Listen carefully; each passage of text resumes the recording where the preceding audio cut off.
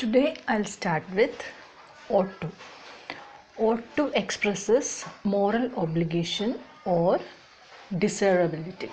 Examples: we ought to help our friends. Teachers ought to be interested in the welfare of their students. Parents ought not to be blind to the faults of their children. We ought to respect our teachers. You ought to help the poor. Ought to may be used to express strong probability. Examples: Leda ought to get a first class. She studied well and has answered all the questions. She is likely to get a first class. The film ought to be a success. That means it's a good film and it is likely to be a success. Next we'll see used to. The auxiliary verb used to is used to express a past habit or a discontinued habit. Example: he used to smoke. Another example: he used to get up at 5 when he was in the army. And it is also used to express past existence of something. Example: there used to be a 5-star hotel in this city. Another example: I used to live in hostel when I was degree student. Next we will see the use of auxiliary verb need.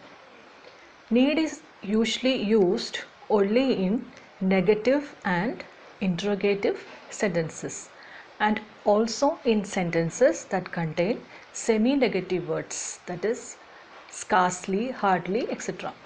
Need expresses necessity or obligation. Examples: she need not meet her or she needn't meet her. Interrogative: need I meet her? You needn't meet her. If we wish to give a positive answer, we have to say you must meet her. Another example: I need hardly tell you. That means there is no need for me to tell you, you know it. Next we'll see need as main verb.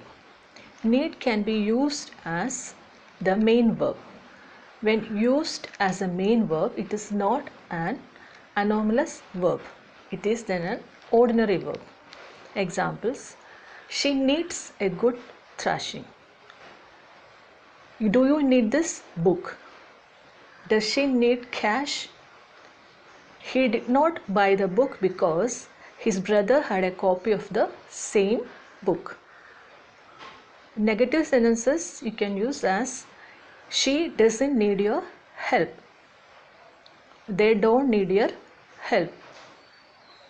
Another example: does she need the bag? Next we'll see didn't need to and needn't have. We'll see the difference between didn't need and needn't have.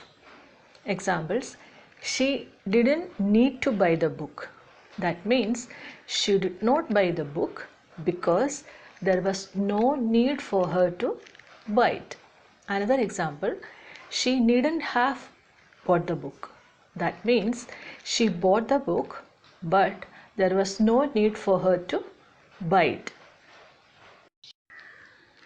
The auxiliary verb dare means be brave enough to. It does not take s in the third person singular present tense. It is generally used in interrogative and negative sentences. Examples: he dare not look at my face. Dare he look at my face? You dare not oppose him. I dare not do that. She dared not come here. Dared she come here? How dare he say such things about me? He daren't say such things. Dare can also be used as the main verb. It is then used as an ordinary verb, not an anomalous verb.